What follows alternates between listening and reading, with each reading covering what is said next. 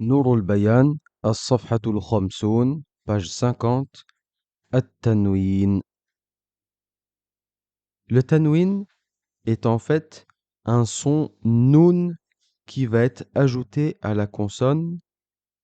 Ici, j'ai bien le son bi et je vais rajouter une deuxième kasra.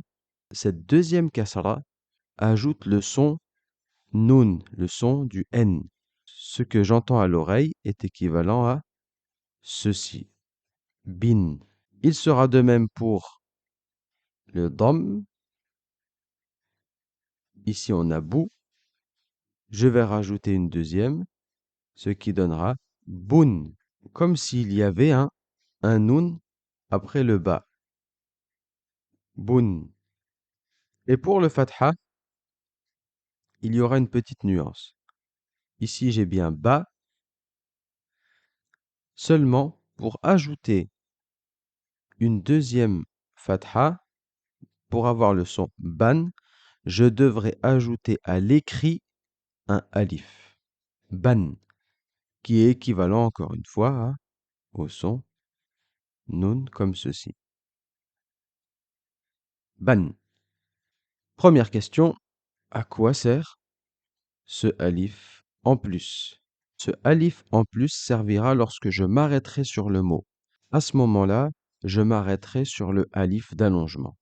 Exemple, dans le mot aliman, je prononce bien ce tanwin-là, aliman, et vous remarquerez que quand je parle, je ne récite pas le alif en plus.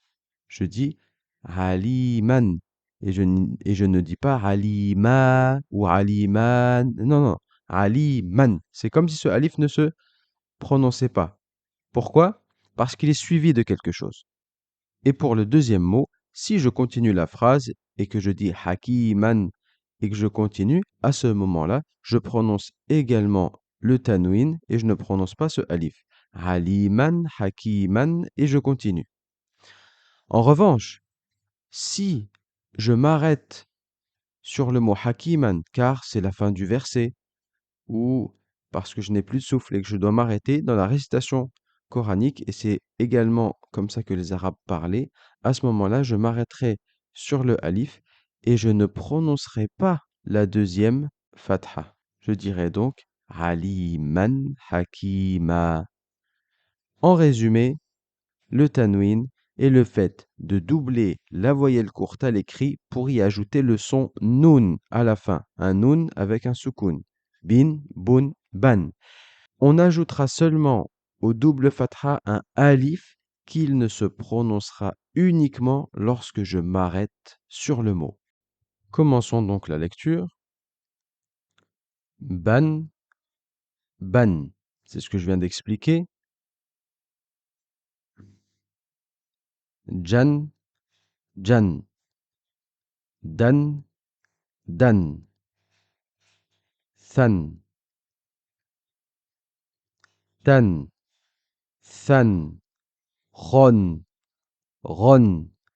Yan, son, ton.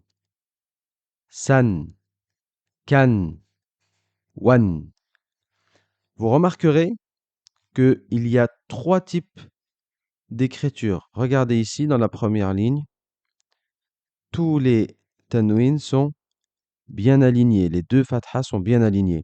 Dans la deuxième ligne, par contre, vous remarquerez qu'ils sont légèrement décalés, ici.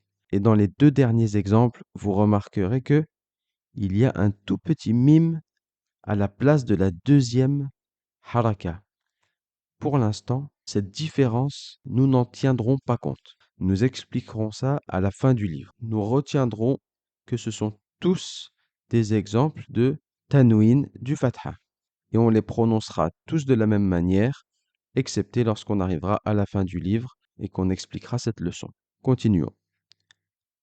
Khito'an, wato'an, qariban, qanitan, ahadan, harajan, kadhan, shuyukhan, أبدا أثاثا جرزا شمسا معاشا قصصا عرضا